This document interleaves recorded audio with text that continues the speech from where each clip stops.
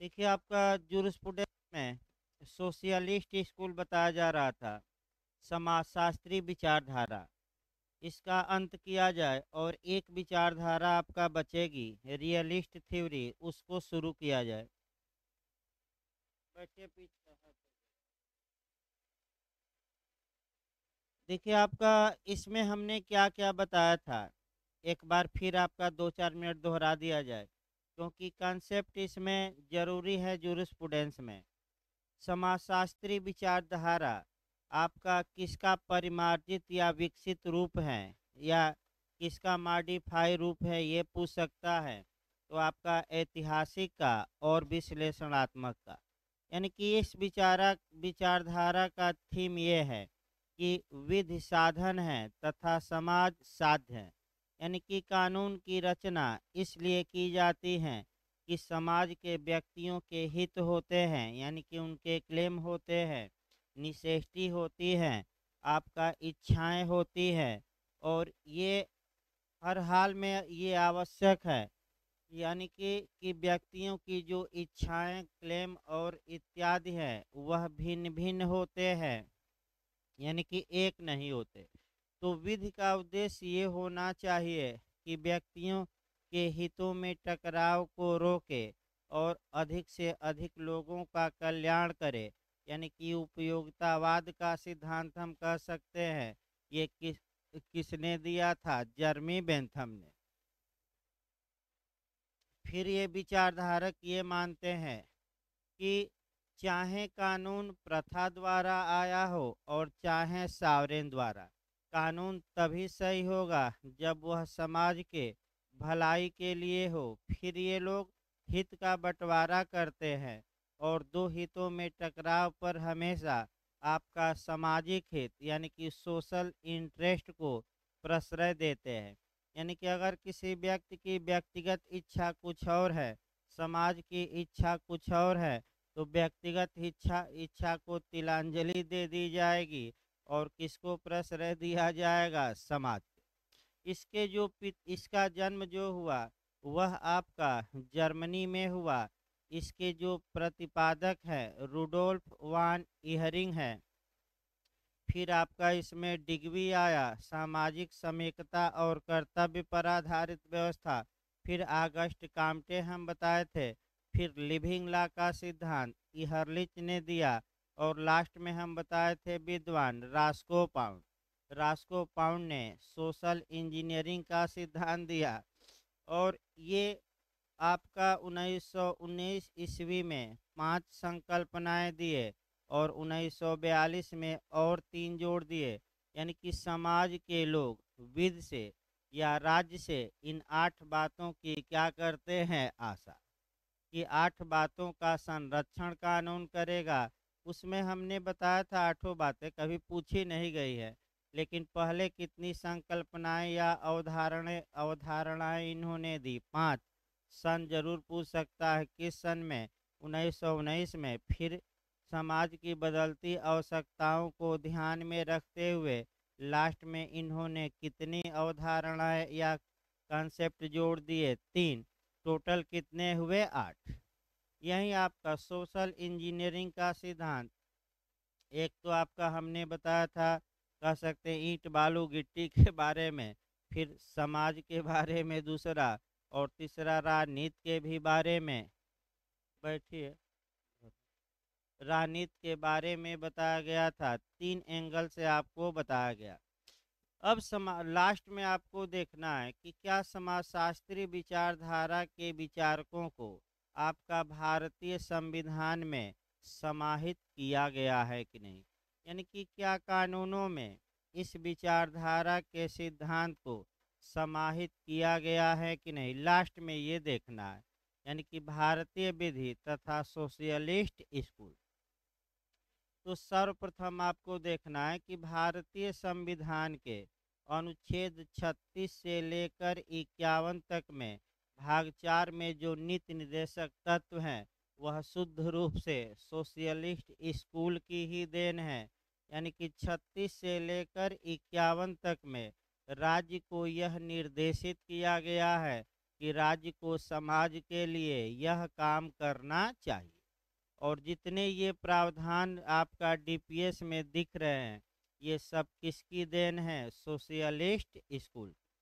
इसके बाद आपका समाज के हित के लिए रीजनेबल रिस्ट्रिक्शन लगाया जा सकता है अधिकारों पर, यानी कि युक्ति युक्त या उचित प्रतिबंध लगाया जा सकता है।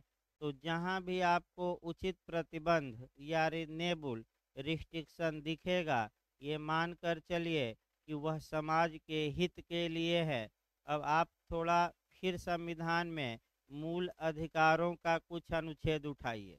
जैसे कि अनुच्छेद आपका 25 से लेकर 28 तक में धर्म की स्वतंत्रता दी गई है, लेकिन राज्य चाहे तो स्वास्थ्य के आधार पर, लोक व्यवस्था इत्यादि के आधार पर या मूल अधिकार के हनन के आधार पर इस पर युक्त युक्त क्या लगा सकता है? प्रतिबंध। तो जहाँ युक्त युक्त प्रतिबंध आ जाए और समाज के हित में आए, तो ये मान कर चलिए कि ये किसकी देन है? सोशलिस्ट स्कूल की। अच्छा उदाहरण आपका अनुच्छेद 19 में देख सकते हैं। अनुच्छेद 19(1) में 6 स्वतंत्रताएं भारत के नागरिकों को दी गई है, लेकिन ये एब्सोल्यूट नहीं है। समाज के हित में इस पर प्रतिबंध लगाया जा सकता है। अनुच्छेद 19 के क्लाज 2 से लेकर और क्लाज 6 तक में यह स्पष्ट लिखा है कि कुछ आधारों पर उचित प्रतिबंध राज्य लगा सकता है।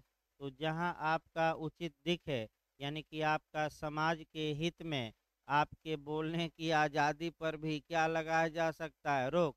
तो ये किसकी देन है? समाज शास्त्रियों की। लास्ट में आपको देखना है सोशलिस्ट, यानी कि जितने ये कानून बन रहे हैं, वृद्धावस्था पेंशन, विधवा पेंशन, आपका बेरोजगारी भत्ता या बालकों का संरक्षण या आर्थिक असमानता को दूर किया जाए, ईडब्ल्यूएस को आरक्षण दिया जाए, अन्य वर्गों को दिया जाए, ये सब शुद्ध रूप से किसकी देन है? समाजशास्त्री विचारधारा। अब एक दो क्वेश्चन नया बन रहा है। कौन सी विचारधारा आपका मूल अधिकारों को प्रश्रय देती है? तो सोशलिस्ट स्कूल देता है। और एक क्वेश्चन आपका ये बन रहा है कि कौन सी विचारधारा आपका माने अपराधियों के साथ उदारता का व्यवहार करने की अपेक्षा करती है? तो आपका सोशलिस्ट स्कूल ही। फिर लास्ट में एक उदाहरण देखिए। समाजशास्त्री विचारधारा अपराधी को अपराधी न मानकर एक रोगी मानती है। जिस प्रकार एक मरीज रहता है डॉक्टर कुछ दिन के लिए अपने अस्पताल में भर्ती करता है, दवा करता है, और फिर जब वह ठीक हो जाता है मरीज, तो समाज में जाकर एक अपना सामान्य काम काज करने लगता है। सेम उसी प्रकार यह स्कूल अपराधी को रोगी मानता है और जेल को उसका इलाज घर। जेल में उसे शिक्षित किया जाए, नैतिक शिक्षा दी जाए, और जब वह माने उसका मन शुद्ध हो जाएगा, जब वह बाहर निकलेगा, तो एक समाज में सभ्य इंसान की तरह आचरण दर्शाएगा। यानी कि कौन सी विचारधारा अपराधियों के भी अधिकार होते हैं, ह्यूमन राइट होते हैं, फंडामेंटल राइट होते हैं, ये कौन सी विचारधारा प्रश्रय देती है? तो आपका जवाब रहेगा समाज शास्त्री। इस प्रकार आपका सोशलिस्ट स्कूल पूरी तरह समाप्त हो गया। अब आइए एक और विचारधारा बची है, रियलिस्ट थ्योरी या यथार्थवादी विचारधारा। पहले इसका व्यू देखिए, यानी कि पहले इसका कंसेप्ट देखा जाए। देखिए, इस विचारधारा से अब तक के इतिहास में जो यूपीजे क्वेश्चन बनाया है, केवल और केवल एक क्वेश्चन बना है। यानी कि इस विचारधारा से अब तक के इतिहास में केवल एक बार ही क्वेश्चन बना है, वह भी कंसेप्चुअल क्वेश्चन कि कौन सी विचारधारा न्यायाधीशों द्वारा उत्पन्न की गई है या न्यायिक निर्णयों पर आधारित है, न्यायालय द्वारा दिए गए फैसलों पर आधारित है। अब तक के इतिहास में केवल यही क्वेश्चन बना है। तो आप मारेंगे यथार्थवादी विचारधारा या रियलिस्ट थ्योरी। पहले इसका थीम देखिए, क्योंकि मेन आपका थीम है। यथार्थवादी जो विचारधारा है वह समाजशास्त्री विचारधारा और विश्लेषणात्मक विचारधारा का परिमार्जित रूप मानी जाती है। कई विद्वान इसे अलग विचारधारा मानने से इनकार करते हैं और ये कहते हैं कि ये तो या तो समाजशास्त्री विचारधारा में मामला जाएगा या एनालिटिकल में, क्योंकि विश्लेषणात्मक विचारधारा वाले आपका न्यायाधीशों द्वारा घोषित विधि को भी विधि मानते हैं और ये कहते हैं कुछ लोग कि या तो संप्रभु विधि बनाता है या न्यायालय अपने निर्णय के माध्यम से कानून बनाता है। तो तमाम विद्वान इस स्कूल को, इस पद्धत को, इस विचारधारा को अलग विचारधारा मानने से डिनाई करते हैं। तो आखिर इस विचारधारा का ये विचारधारा उत्पन्न कहाँ हुई, इसके प्रतिपादक या पिता कौन है, इस विचारधारा का थीम क्या है।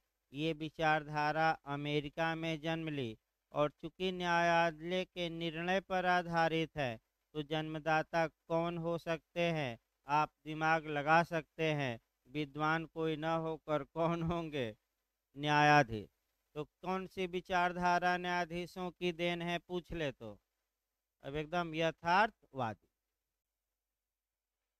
इस विचारधारा का जन्म अमेरिका में हुआ और डगलस होम्स महोदय इस विचारधारा के फादर या पिता माने जाते हैं।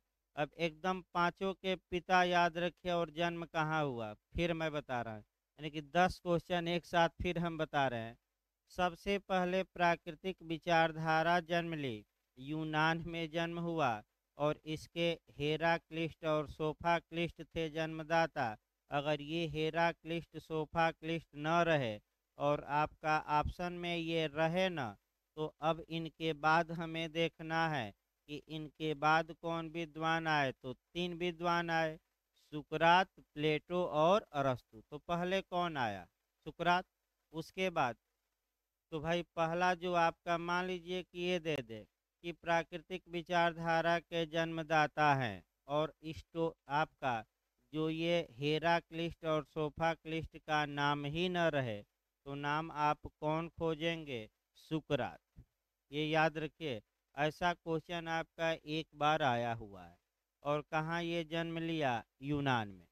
फिर जूरिस्प्रूडेंस का जन्म कहाँ हुआ, तो रोम मार कर आइएगा। फिर हम बता दें, जूरिस्प्रूडेंस पूछे तो रोम, प्राकृतिक विचारधारा पूछे तो यूनान, जन्मदाता पूछे हेराक्लिस्ट सोफाक्लिस्ट न दिया रहे तो कौन, सुकरात मारिए। यह विचारधारा कल्पना पर आधारित थी। इसका विरोध होता है और विश्व में पैरल 2 विचारधाराएं उत्पन्न होती हैं, एक जर्मनी में और एक आपका इंग्लैंड में। जर्मनी में ऐतिहासिक जन्म ली, इसके पिता सेवनी, और विश्लेषणात्मक जन्म ली इंग्लैंड में और इसके पिता ऑस्टिन। इन दोनों का परिमार्जित रूप समाजशास्त्री, इसके पिता आपका इहरिंग, और जन्म कहाँ हुआ, जर्मनी। तो इहरिंग कहाँ के रहने वाले थे, ऐसा भी क्वेश्चन आ रहा है। सेवनी कहाँ के रहने वाले थे, जर्मनी के।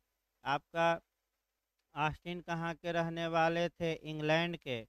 और सुकरात कहाँ के रहने वाले थे, यूनान के। अब आइए यथार्थवादी। यथार्थवादी विचारधारा का जन्म कहाँ हुआ, अमेरिका में। इसके पिता या फादर किसे माना जाता है, तो अमेरिका के फेडरल कोर्ट के न्यायाधीश डगलस होम्स इसके पिता माने जाते हैं। तो अब इस विचारधारा का थीम समझिए, पांचों का हम बता दिए हैं प्रतिपादक। और आपका विधिशास्त्र का जन्मदाता देश आपका रोम मार्कर आना है। देखिए आपका इसका थीम क्या है, थीम ये है, 3-4 थीम याद रखना, उसके बाद 2-4 कोटेशन समाप्त हो जाएगी आज ये विचारधारा।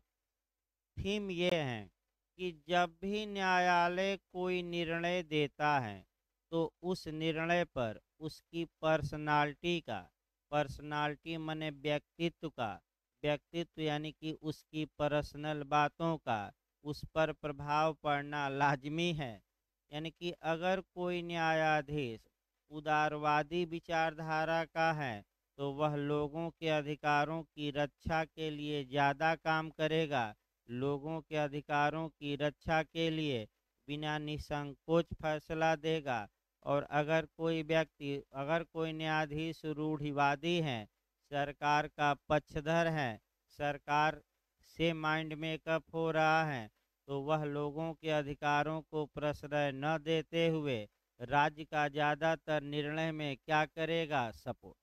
तो न्यायपालिका का कार्य है कि न्यायपालिका कार्यपालिका और विधायिका से स्वतंत्र है। न्यायाधीशों को चाहिए कि अगर कोई व्यक्ति राइट मांगने आया है, उसे लगता है कि ये राइट इसे प्रदान करना चाहिए, तो राज्य को न देखे, न्यायपालिका उस अधिकार को क्या करे, प्रदान।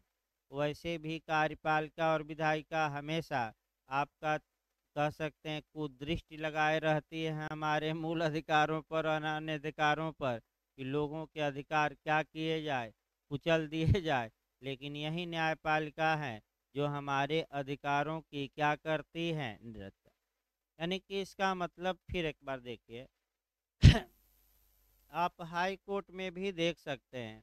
हाई कोर्ट के कुछ जज ऐसे हैं जो लिबरल हैं और कुछ जज ऐसे हैं जो सरकार के खिलाफ फैसला देने में उनकी कलम ही रुक जाती है। तो आप सुने होंगे कि भाई जब आपका केस हाई कोर्ट में लगता है, वकील साहब देखते हैं कि ये जज आपका खारिज ही मुकदमा कर रहा है, तो इलनेस लगाकर गायब हो जाते हैं कि 1-2 माह बाद बेंच बदलेगी तो हम अपना मुकदमा क्या कराएंगे, टेकअप। क्यों ये करते हैं? ये यथार्थवादी विचारधारा का सिद्धांत है कि जब भी न्यायाधीश निर्णय देता है, उसकी पर्सनालिटी का उस निर्णय पर क्या पड़ता है, प्रभाव पड़ता है। यानी कि वह पढ़ाई कहाँ से किया है, किस माहौल में रहा है, उसकी सोच क्या है उसकी सोच रूढ़िवादी है कि उदारवादी है, इन बातों का प्रभाव उसके द्वारा दिए गए निर्णय पर पड़ना लाजमी है। जैसे कि आपका जस्टिस कृष्णा अय्यर थे, जस्टिस पीएन भगवती थे, इन्होंने ज़्यादातर निर्णय आप देखेंगे कि व्यक्तियों के हित में दिया। लेकिन वर्तमान समय के जो जज हैं वो जल्दी व्यक्तियों के हित में निर्णय न, ज़्यादा 90% मामलों में वर्तमान समय में आपका सरकार का न्यायपालिका क्या ले रही है, पक्ष, चाहे हाई कोर्ट हो और चाहे सुप्रीम कोर्ट। अब क्यों ये हो रहा है, इसमें बदलाव लाना चाहिए आपका। यानी कि वर्तमान समय में अगर देखा जाए तो न्यायपालिका आपका 90% मामलों में कार्यपालिका का सपोर्ट कर रही है, चाहे कोई भी कार्यपालिका कानून नियम बना रही है। जबकि कृष्णा अय्यर और तमाम लोग लोगों के अधिकारों के लिए अच्छे अच्छे निर्णय दिए, लोकहितवाद का सृजन किया गया। फिर कृष्णा अय्यर ने कहा कि bail is a rule and jail is an exception, तमाम अच्छे अच्छे निर्णय दिए गए। दूसरा एंगल से अब देखिए, आपका दूसरे एंगल से देखिए, आपका यथार्थवादी, जब भी न्यायालय निर्णय देता है और उस निर्णय के बाद अगर कानून बनता है तो उस कानून पर न्यायालय के निर्णय का इफेक्ट पड़ना लाजमी है। यानी कि न्यायाधीशों द्वारा दिए गए निर्णयों का आपका कानून बनाने पर प्रभाव पड़ता है। यानी कि जब जुडिशरी कोई फैसला देती है और लेजिस्लेचर यानी कि विधायिका आपका कानून बनाती है, तो उस फैसले को क्या रखती है ध्यान में, या तो उस फैसले को का सपोर्ट करने के लिए कानून बनाती है या विरोध करने के लिए। तो 2-3 उदाहरण भारत में आप देखिए जहाँ के कुछ हम सपोर्टिंग नेचर का आपका कानून बनवाएंगे और कुछ कानून बनवाएंगे सुप्रीम कोर्ट के द्वारा दिए गए निर्णय को सेटेसाइड, प्रभावहीन या आपका कह सकते हैं कि प्रभावहीन करने के लिए अब दो दो एक एक उदाहरण दिया जाए। पहले सपोर्टिंग नेचर का दिया जाए, यानी कि सपोर्टिंग नेचर का मतलब ये हुआ कि न्यायपालिका ने कोई निर्णय दिया और विधायिका ने, लेजिस्लेचर ने उस निर्णय का प्रयोग, उस निर्णय के आधार पर उस निर्णय को फॉलो करते हुए कानून का निर्माण किया। दो उदाहरण अच्छे अच्छे देखिए। पहला राइट टू एजुकेशन देखा जाए, यूनी कृष्णन के वाद में, उच्च और मोहनी जैन के वाद में, तो यूनी कृष्णन के वाद में उच्चतम न्यायालय ने ये कहा था कि 14 वर्ष से कम के बच्चों का जो शिक्षा का अधिकार है आर्टिकल 21 में एक फंडामेंटल राइट है। अब आपको दिमाग ये लगाना है, जब सुप्रीम कोर्ट ने ये फैसला दे दिया तो यथार्थवादी विचारधारा ये बताएगी कि जब न्यायपालिका फैसला देती है तो विधायिका जब कानून बनाती है तो उस फैसले को दिमाग में क्या करती है, बैठाए रहती है। तो क्या विधायिका ने इस फैसले का समर्थन करते हुए क्या कानून बनाया कि नहीं? तो एक तो संविधान में संशोधन ही कर डाला, 86वें संविधान संशोधन सन 2002 में, और आपका जोड़ा गया जो अनुच्छेद 21A, और 14 वर्ष से कम के बालकों का शिक्षा का अधिकार मूल अधिकार बनाया गया। तो बताइए, निर्णय का सपोर्ट किया गया कि विरोध? सपोर्ट। तो निर्णय का सपोर्ट भी हो सकता है। दूसरा उदाहरण देखिए, ट्रिपल तलाक का देखिए। आपका सायरा बानो इत्यादि के मामले में सुप्रीम कोर्ट ने ट्रिपल तलाक को आपका अवैध घोषित कर दिया और सरकार को डायरेक्शन दिया कि आपको भाई आदेश नहीं दे सकती न्यायपालिका कानून बनाने का, निर्देश दे सकती है। निर्देश चाहे तो विधायिका माने और चाहे तो मानने से क्या करे, इनकार। तो डायरेक्शन ये दिया गया कि आप 6 माह के अंदर आपको चाहिए कि इस विषय पर क्या बना लें कानून। तो न्यायालय के निर्णय के सपोर्ट के लिए ट्रिपल तलाक पर कानून बन भी चुका है और संसद लागू भी है वर्तमान समय में। तो ये जो कानून बना, ये किसके लिए बना? विरोध में कि पक्ष के लिए? पक्ष के लिए। अब थोड़ा विरोध दिखवाया जाए, क्योंकि दोनों प्रभाव हमें देखना है, पक्ष और विपक्ष दोनों को। देखिए, आपका गोलकनाथ के वाद में उच्चतम न्यायालय के मुख्य न्यायाधीश सुब्बा राव और अन्य आपका 6 न्यायाधीशों ने ये, नहीं 6 नहीं भाई, आपका 13 तो इसमें थे ना, उसमें 11, तो 5 अन्य, यानी कि सुब्बा राव और 5 अन्य, यानी कि टोटल कितने? 6। 6 6 न्यायाधीशों ने मिलकर ये फैसला दिया कि भारत की संसद मूल अधिकारों में संशोधन नहीं कर सकती।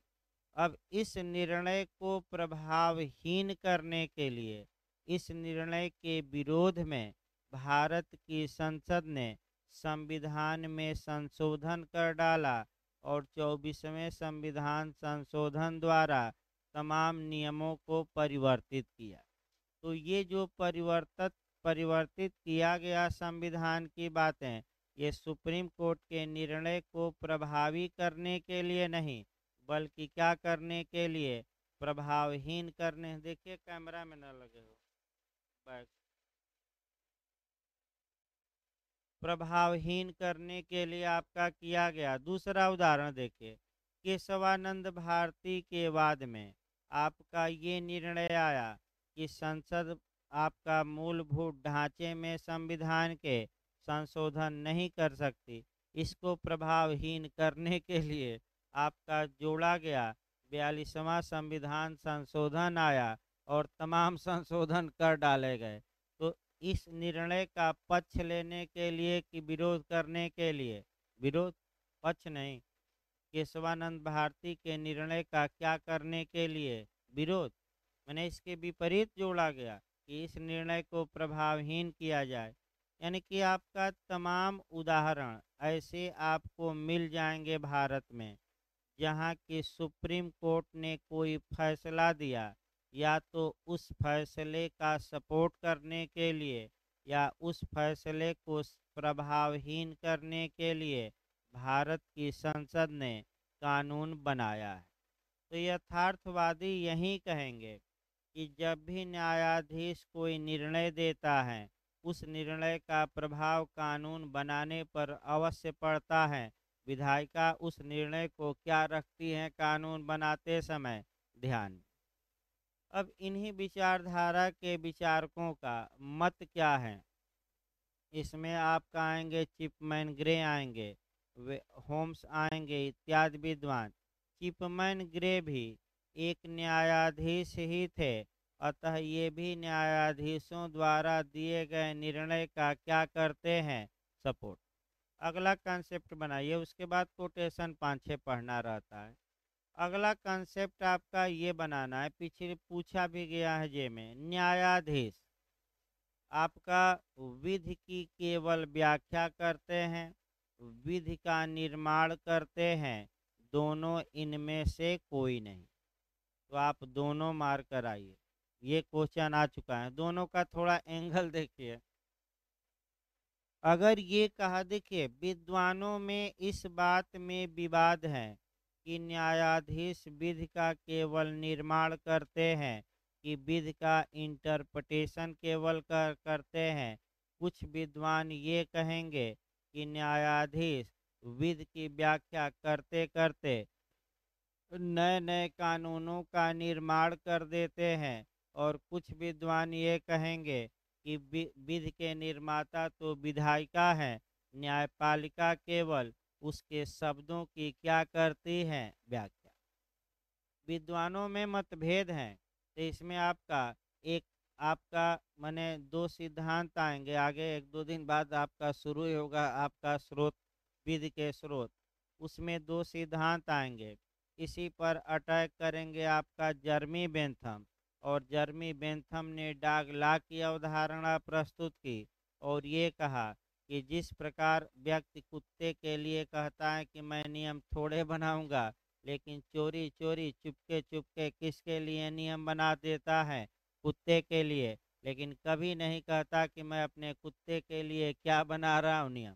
उसी प्रकार न्यायाधीश अपना निर्णय देते देते आपका क्या बना देते हैं, विधि, लेकिन न्यायाधीश कभी नहीं स्वीकार करते कि हम कानून के निर्माता हैं। वह हमेशा यही कहेंगे कि आपका न्यायपालिका क्या है, कानून की व्याख्या करता, इंटरप्रिटेशन करती है, विधायिका ही कानून का निर्माण करती है। यानी कि निर्णय देते हुए, व्याख्या करते करते, चोरी चोरी चुपके चुपके, यानी कि छुप कर, यानी कि निर्णय में ही नए नए नियमों का क्या कर देते हैं न्यायाधीश, समावेश। अब भारत में जोड़िए इसको, फिर दूसरे देखिए इसको।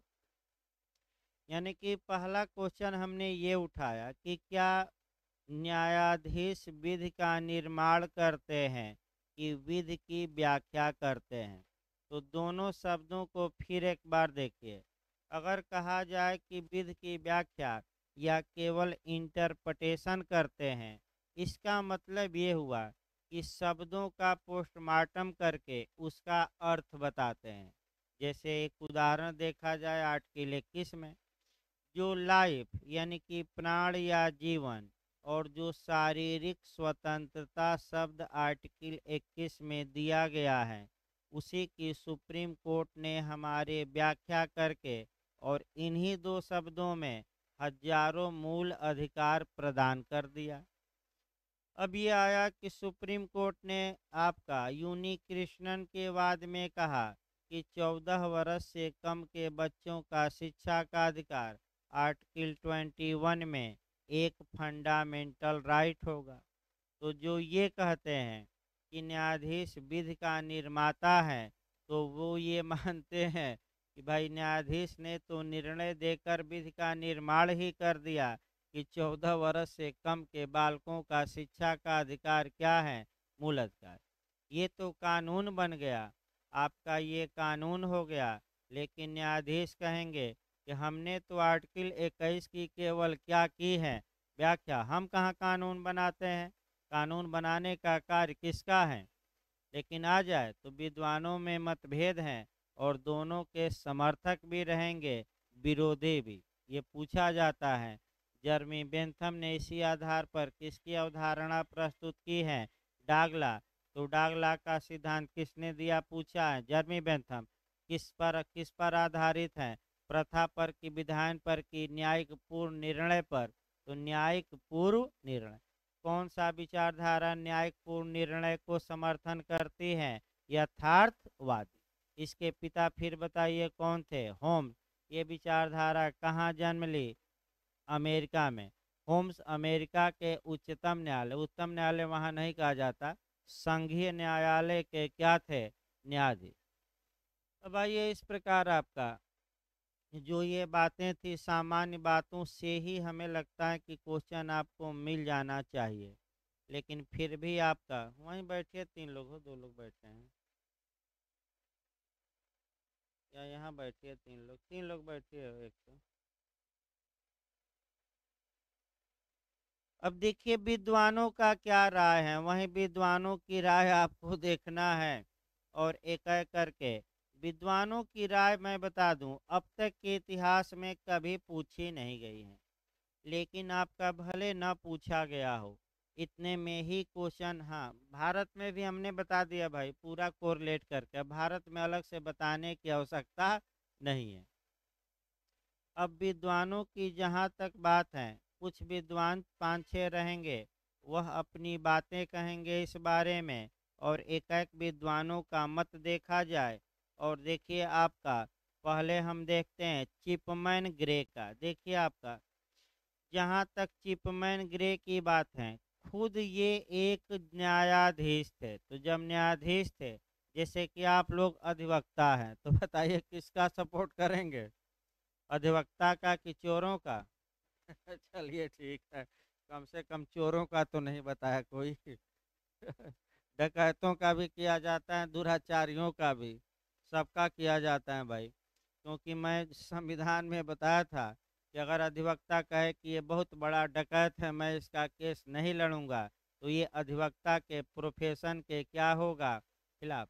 बहुत बड़ा अपराधी हो, खूंखार अपराधी हो, कई दुराचार कर दिया हो, लेकिन फिर भी अधिवक्ता का कार्य है कि उसकी क्या करे, प्रतिरक्षा करे कि न करे, करे। आपका मैं बताया था सुप्रीम कोर्ट का डिसीजन है। तो आपका दोष नहीं है, आपके पेशे का दोष है। आगे देखिए भाई, तो आपका चिपमैन ग्रे देखा जाए, ये आपका न्यायाधीश थे। तो न्यायाधीश थे तो किसका सपोर्ट करेंगे, जैसे कि जूलियस स्टोन थे, वो भी एक अधिवक्ता थे। तो उन्होंने कहा कि 20 अधिवक्ताओं का एक आपका लार्ज एक्स्ट्रावर्जन, यानी कि 20 अधिवक्ताओं की बहिर्मुखी अभिव्यक्ति है। तो जो जो जिस विचार का रहता है, आपका उस विचार को प्रतिपादित करता है, उसी के अनुसार वह अपना मत देता है।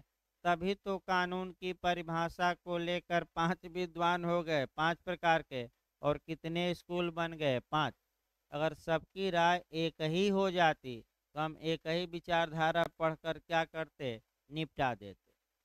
तो देखिए चिपमैन ग्रे महत्वपूर्ण है, विधि का वास्तविक केंद्र बिंदु न्यायालयों के न्यायाधीश हैं। यानी कि पहला इनकी लाइन है कि जो ला के एक्चुअल आपका धुरी है, केंद्र बिंदु है, वह आपका न्यायालयों के कौन है, न्यायाधीश। क्योंकि उनके व्यक्तित्व की छाप उनके द्वारा दिए गए निर्णयों पर पड़ना अवश्यंभावी है।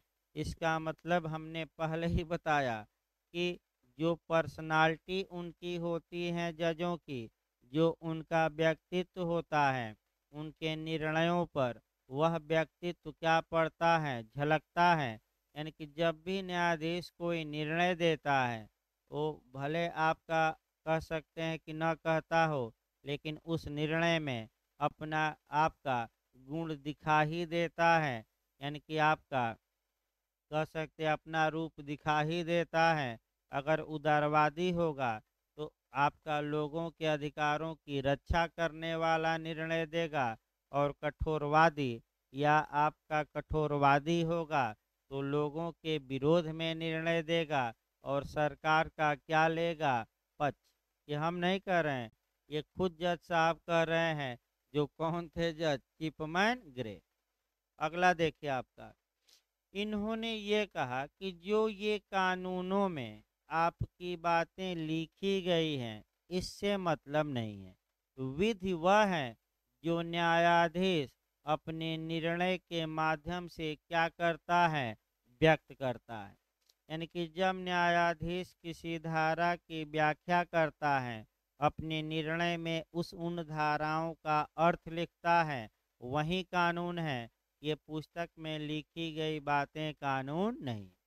इसका भी भारत में देखिए अनुच्छेद 21 के तहत आपका मैंने जो प्राण और दैहिक स्वतंत्रता शब्द की व्याख्या हमारे उच्चतम न्यायालय ने की, तो चिपमैन ग्रे के अनुसार वही कानून है जो सुप्रीम कोर्ट ने निर्णय के माध्यम से क्या किया है, इन दोनों शब्दों की व्याख्या। विधि द्वारा स्थापित प्रक्रिया की व्याख्या, प्राण की व्याख्या, शारीरिक स्वतंत्रता की व्याख्या जो सुप्रीम कोर्ट ने कर दिया वही कानून है। ये आर्टिकल 21 कानून नहीं है। ये हम नहीं बता रहे हैं, कौन विद्वान बता रहा है? चिपमैन ग्रे। दूसरा विद्वान देखिए, दूसरा विद्वान आपका ये होम्स, वेंडले होम्स हैं, यानी कि डगलस होम्स आपका इसके पिता माने जाते हैं, और इन्होंने तमाम बातें बताई हैं। अब देखिए क्या क्या बताए हैं। ये इनका मानना है कि अधिनियमित जो कानून होते हैं वे तो नैतिक सिद्धांतों या आचरणों के सिद्धांत निहित रहते हैं। यानी कि जो एक्टेड लॉ है या जो अधिनियमित कानून है वह उसमें आचरण के सिद्धांत दिए रहते हैं, लेकिन कटघरे में अभियुक्त व्यक्ति उनकी परवाह नहीं करता। वह तो ये देखता है कि हमारे मामले में जज साहब क्या निर्णय देते हैं, और जज साहब जो निर्णय दे देते हैं अभियुक्त के मामले में वही क्या माना जाता है, कानून। अब इसको भारत में जोड़िए। आईपीसी की धारा 300 में हत्या परिभाषित है, 302 में हत्या का दंड दिया गया है। ये प्रिंसिपल है कि जो कोई व्यक्ति हत्या करेगा उसे दंड 302 में मिलेगा। अब थोड़ा केल्सन की थ्योरी देखिए और आस्टिन, दोनों की हल्का हल्का देखिए। आस्टिन ये कहते हैं कि law is the command of sovereign, यानी कि सावरेन ने, संप्रभु ने आईपीसी बना दिया, धारा 300 की रचना कर दी, और ये कहा कि जो व्यक्ति धारा 300 का वायलेशन करेगा उसे अनुशासित भुगतना पड़ेगा। 302 में उसके खिलाफ सेंक्शन लागू होगा। फिर केल्सन चूंकि आस्टिन से एक कदम आगे हैं, तो विधिक चाहिए और नैतिक चाहिए में क्या करते हैं अंतर। अब पहले विधिक चाहिए देखिए। विधिक चाहिए का मतलब ये हुआ कि अगर 300 में मर्डर परिभाषित है, कत्ल परिभाषित है,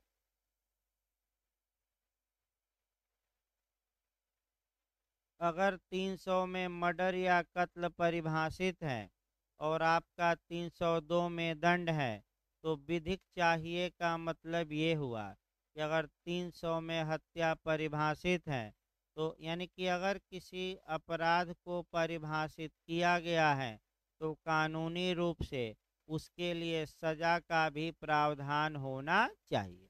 ये कौन सा चाहिए हो गया? विधिक।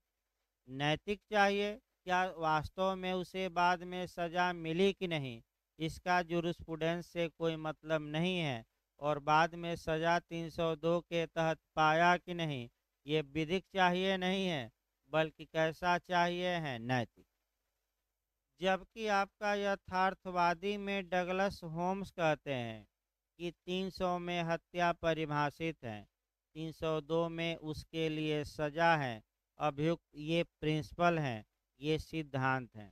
अगर किसी हत्या का अभियुक्त न्यायालय में आता है तो इन सिद्धांतों से उसका मतलब नहीं रहता, बस वो ये जानना चाहता है कि जो हमने अपराध किया है उस मामले में न्यायाधीश अब क्या फैसला देंगे।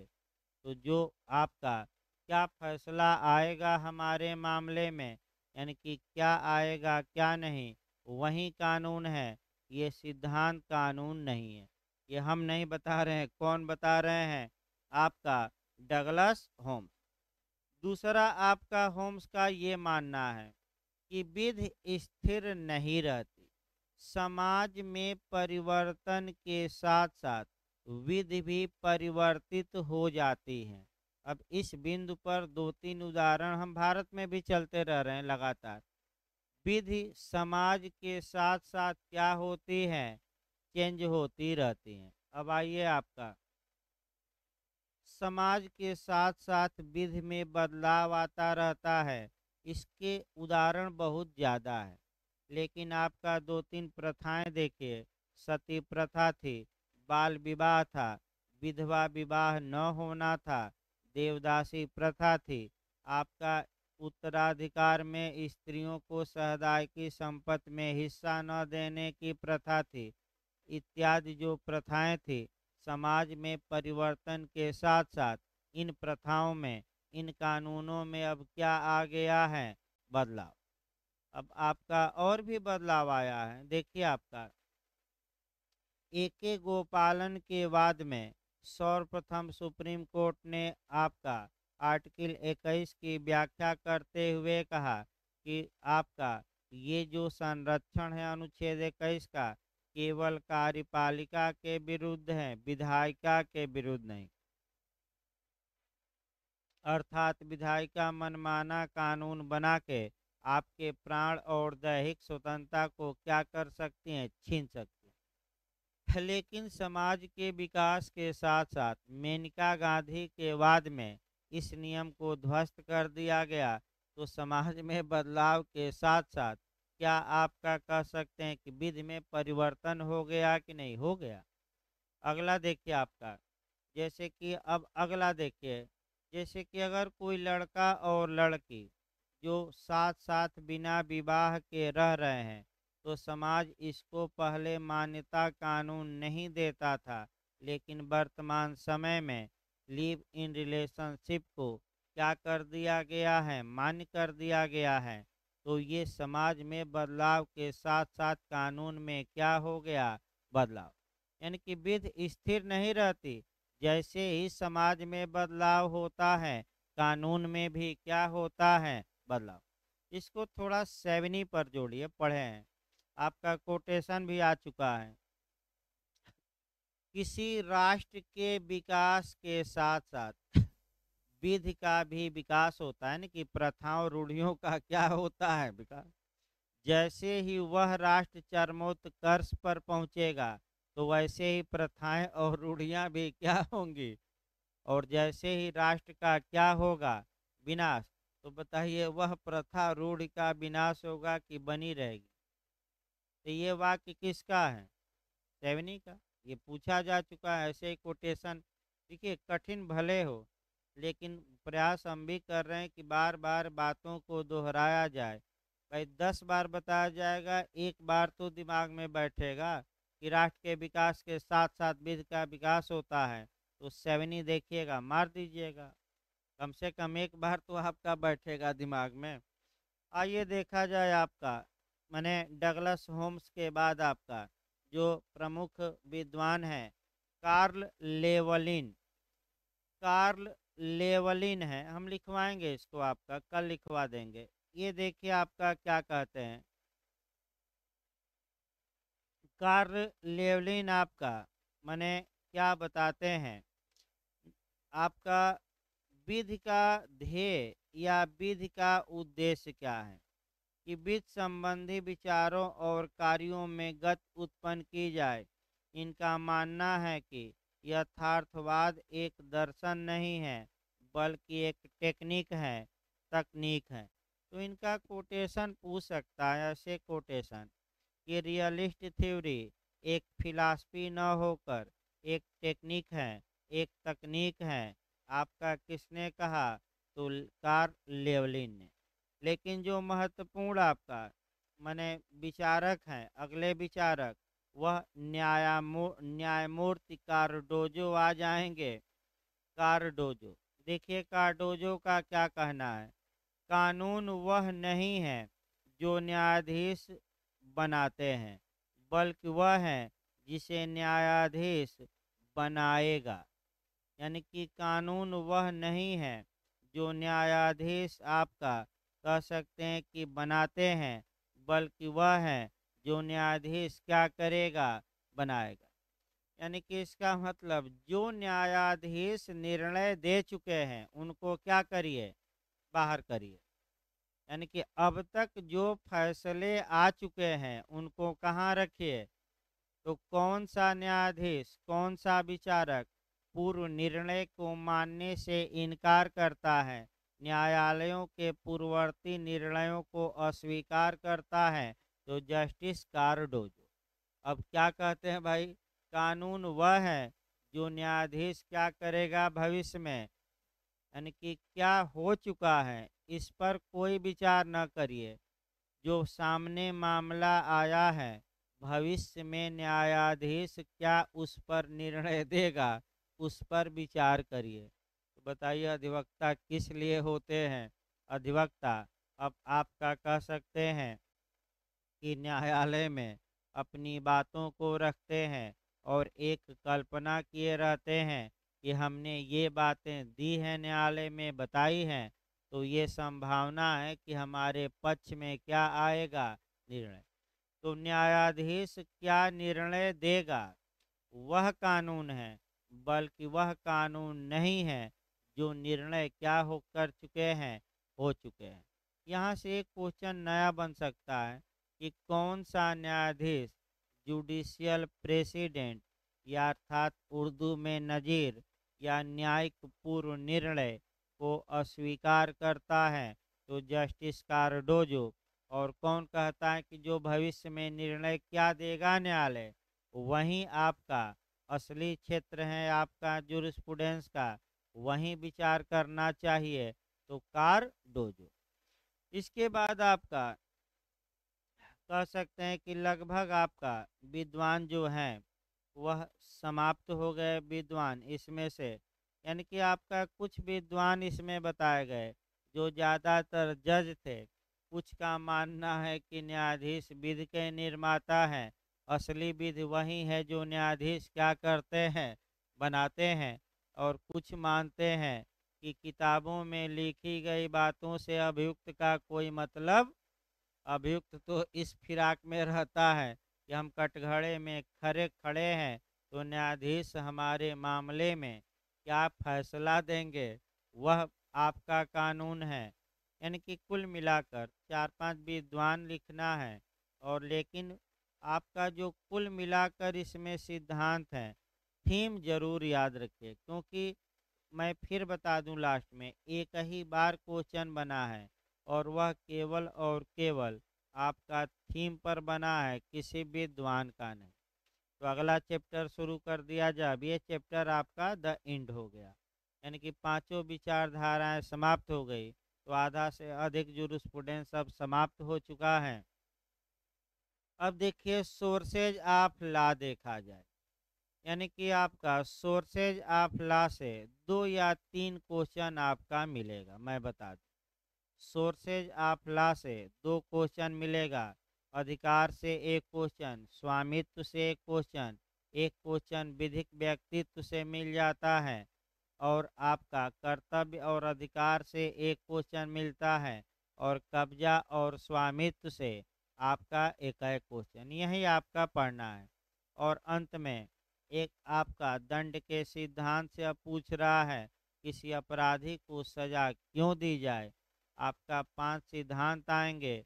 उसमें पिछली बार पूछा गया था कि कौन सा सिद्धांत सबसे अच्छा है, उदारवादी है तो रिफॉर्मेटिव यानी कि सुधा, ये समाजशास्त्री विचारधारा को प्रश्रय देगा। तो एक एक करके आपका शुरू किया जाए। देखिए सोर्सेज ऑफ लॉ यानी कि विधि का स्रोत। विधि का स्रोत का मतलब ये हुआ कि कानून कहाँ से आया, यानी कि कानून कहाँ से अपनी वैलिडिटी प्राप्त करता है, किसे हम कानून कहेंगे। कानून आता कहाँ से है, तो वर्तमान समय में जो कानून आता है या तो न्यायालय के निर्णय से आता है, या प्रथाओं से आता है, या आपका विधायिका द्वारा बनाए गए संविध से आता है। तो विधि के स्रोत, अब आपका विधि के स्रोतों में जब भी आप जानेंगे तो पहले बंटवारा कर लिया जाए।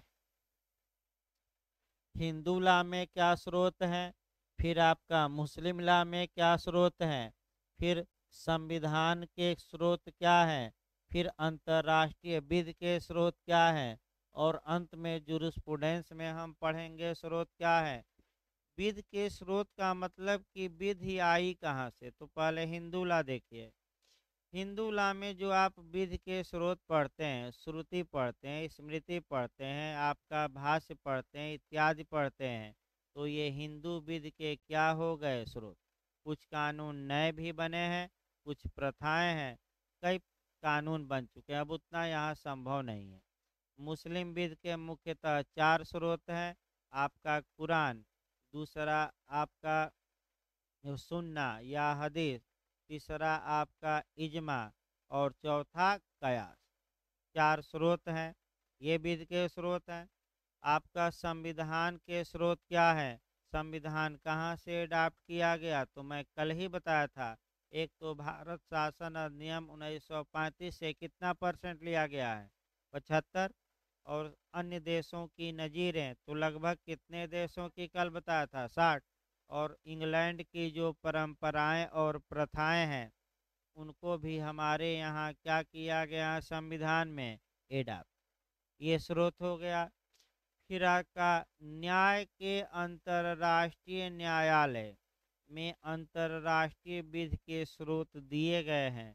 पिछली बार ये क्वेश्चन जे में आया था कि इंटरनेशनल कोर्ट ऑफ जस्टिस के किस आर्टिकल में आपका अंतर्राष्ट्रीय विधि के स्रोत दिए गए हैं, 38 में। क्लाज वाइज पूछे तो 38(1). कितने प्रकार के स्रोत हैं, चार।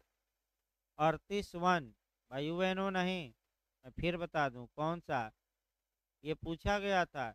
न्याय के अंतर्राष्ट्रीय न्याय, आज से तो शुरू हो रहा है कई, आज पहले लेक्चर में मैं प्रयास करूंगा कि 4 से 5 क्वेश्चन पहले लेक्चर में जरूर कवर करा दिया जाए, जो पिछली बार भी पूछा गया है। इसके बाद वहीं शुरू होगा। लेकिन लास्ट लाइन देखिए, चार स्रोत दिए गए हैं, क्रम से याद रखना है। मिलाने के लिए आया था इसके पहले वाले में, नेट में तो 3 बार से मिलाने के लिए आ रहा है, पता ना क्यों 2-3 बार से वही क्वेश्चन रिपीट कर रहा है कि अनुच्छेद 38(1)(a) में क्या है, तो अंतर्राष्ट्रीय संधियां। अनुच्छेद 38(1)(b) में क्या है, तो अंतर्राष्ट्रीय प्रथाएं।